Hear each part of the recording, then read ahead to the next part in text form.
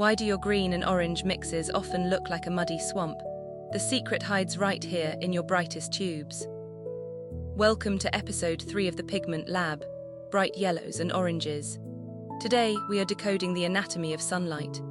We will travel from heavy, dense metals to transparent liquid chemistry, and you will learn how to master temperature and transparency forever. Yellow is the most contradictory color on an artist's palette. Throughout history, it has been the color of pure, life-giving sunlight and deadly, toxic poison. Welcome back to the Pigments Lab. In part 1 of our 3rd episode, we are placing the yellow spectrum under the microscope. We will uncover the optical magic of modern transparent synthetics that glow like stained glass, and we will test the brutal, heavy metal covering power of the cadmiums. Get your palettes ready. It's time to separate the light from the dust. Let's begin the experiments.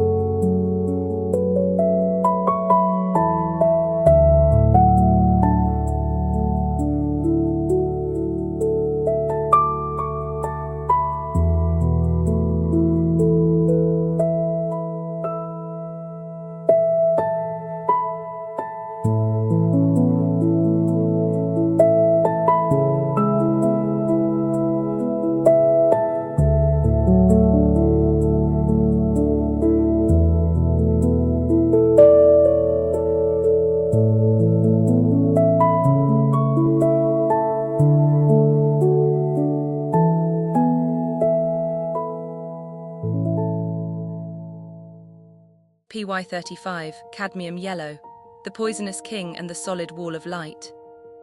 Before cadmium, the quest for a brilliant, opaque yellow was quite literally a matter of life and death. For centuries, artists and monks illuminating medieval manuscripts relied on orpiment, a naturally occurring mineral known as King's Yellow. It was breathtakingly bright, but it carried a deadly secret. It was composed of pure arsenic sulfide. It not only poisoned the masters who breathed its glowing dust, but it was also chemically treacherous, turning violently black when it touched other metallic pigments on the canvas. The art world needed a miracle, and in 1817 it arrived by accident. A German chemist named Friedrich Strohmeyer noticed a strange, radiant yellow residue left behind while inspecting zinc compounds in a pharmacy. He had discovered cadmium. PY35, or cadmium yellow, changed the history of painting forever. It is a heavy metal, cadmium zinc sulfide, forged in extreme industrial heat. Unlike modern transparent dyes that sink into the paper, cadmium is brutal and unapologetic. It is stone ground into dust. When you apply PY35 to your paper, it doesn't just tint the surface. It builds a solid, impenetrable wall of color. It is an optical shield that devours the light. It was exactly this undeniable covering power and absolute stability that finally allowed the Impressionists, like Claude Monet, to step out of their dark studios and capture the blinding, solid weight of the midday sun.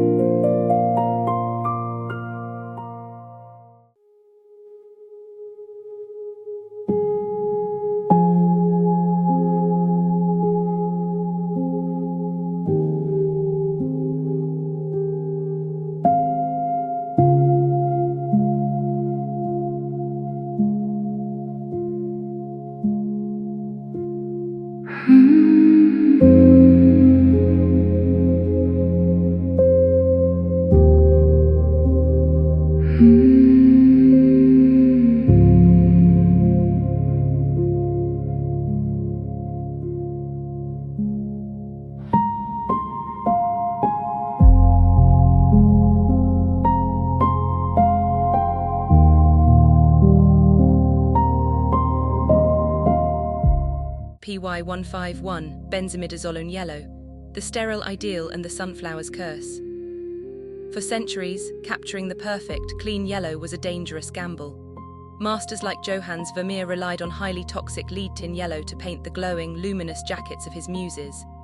Later, Vincent van Gogh immortalized his iconic sunflowers using chrome yellow, a vibrant but unstable pigment that is tragically darkening and turning brown as it reacts with the air in museums today. Artists had to choose toxic metals or fading colors. PY151 changed the rules of the game. Belonging to the complex benzimidazolone family, it was engineered in German laboratories in the 1960s. The goal was to create a pigment for extreme industrial conditions that would never fade and possessed zero toxicity. For art, this was a revolution. PY151 is a cool, crystalline yellow. It contains absolutely no mineral earth or heavy metal. It is a pure, laboratory-perfected carbon chain. Its greatest artistic anomaly is its invisible presence. Thanks to its absolute transparency and microscopic particles, it doesn't sit on the paper as a heavy layer, it dissolves into the fibers. It allows you to mix the most pristine, vibrant greens in watercolor history without the slightest hint of mud. This isn't a ground-up stone, it is sterile, bottled sunlight.